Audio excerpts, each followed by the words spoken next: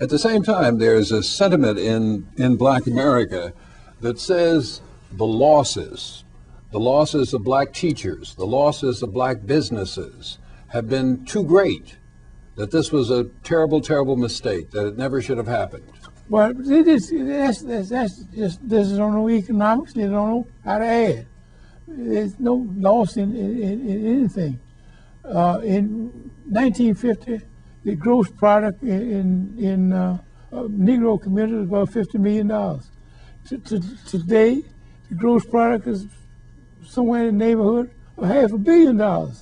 I mean, we have improved. It's nonsense to say we haven't improved. What the problem is, the improvement has been both in white and Negroes, among upper class people, and not among the masses. And that's due to several things. One, the system has some defects. The economic system has defects. Educational system has many defects.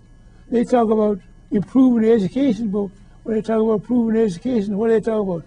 They talk about vouchers and charter schools. Instead of saying public schools, put some more money in them. Let the schools run down. Build up the schools. Have a decent environment. If the teachers aren't capable, get new teachers and require them to measure up. And put in teachers, plenty of teachers that are capable of doing what they're supposed to be teaching.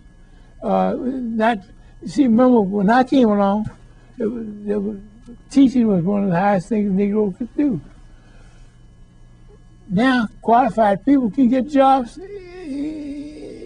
doing other things and in integrated situations. They don't have to stay in that. And so consequently, they follow the economic plan and look out for themselves. All these kind of things have effect.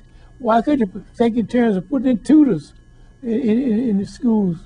And the other thing that they've done, I used to complain about it for years. A moment ago, go ahead. But that is just giving children a little active, giving them all this, what is that daggone Ritalin or something. Ritalin, yeah. Drugs. Instead of finding out what's wrong with the children and giving them things, there's so many ways, they never think in terms of constructive ways of dealing with these problems. Mm-hmm. Same thing is true with this drugs. Let me read you something that you said in 1952. You said, I think we should have a long-range program of talking in terms of not white people and not colored people, but simply Americans. But sometimes this racial struggle is a white versus black, black versus white. How do you balance that with the statement I just read to you? Well, I balance it by doing this. I move forward from that. I think we ought to think in terms not worry about white and black. We ought to think in terms of human earthlings. That's where we ought to think in terms of. Remember this. The creator of the universe applied one means of promoting and perpetuating human beings. And what is it? It doesn't make any difference where you were born, where you worked, or where you lived. A fertile male and a fertile female from opposite ends of the earth can mate and have a child. And the child, if one of them can be black as jet black, and another one can be white as driven snow. The child will come out maybe black as jet black, or maybe white as driven snow, or in some great difference in between the two. Most times it'll be in some variation in between the two. But the point is that the Creator made it possible for human beings to live anywhere in the world. And we have frogged up in the way we've gone about it.